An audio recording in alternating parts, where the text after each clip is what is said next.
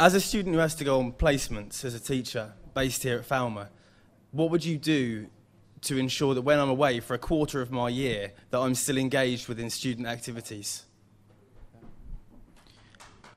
Yeah. So you're a teaching student, I imagine. Yeah. Okay. Well, from my understanding of the course, for you specifically, teaching students that go on placement, they'll go every single year of their 4-year course, and they'll go for a few, about 6 weeks at a time, pretty much. But it'll be in the local area. They'll be here in Brighton, and they'll be working at local primary schools here in Brighton. So how do we make sure that they're still, can do things? Well, students that have got to get up really early in the morning to teach kids don't want to go out and get absolutely wasted at Oceana on a Wednesday night, because they could get chucked off their course for that. Okay, which is why I've just put in my manifesto to increase activities at the weekends, increase activities that don't revolve around bars, so that students who are on placement, they don't have to be left out. It doesn't have to be this way, and hopefully we can get that happening next year. Yeah, I've got, well, not the same ideas, but you'd have to work, close with activities if Jamie does get it. And, make, his schemes like Park Life even more focused at just social events where you don't actually want to, go out and affect your teaching times. At the weekend. Well, that's what I've been hearing from lots of the students. There should be a student night on the Friday night. So, that's always one way around it, of developing a student night on the Friday night. Yeah. Is, at this point, the union just there to act as a service to help people to get pissed? I don't believe it is, no. Okay. If you want to get pissed. We live in Brighton, man. There's plenty of good ways to get pissed in Brighton. We've all learned that. I think it comes down to communication. I think it comes down to the union working in as a team together with all the different sabbatical officers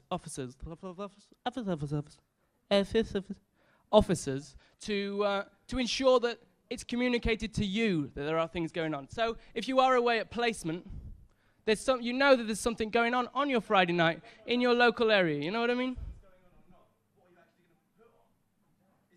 Okay.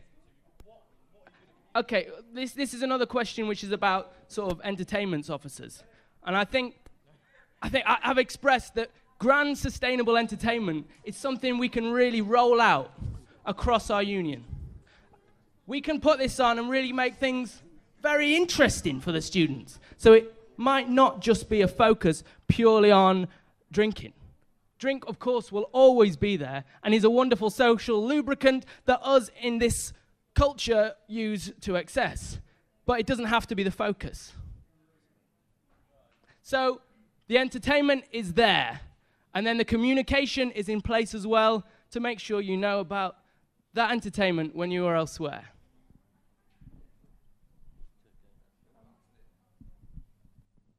Well, it's interesting that you say that.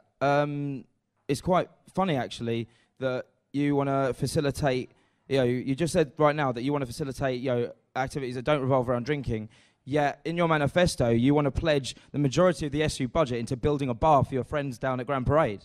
Doesn't make any sense. It doesn't make any sense. It's one thing or it's another, okay?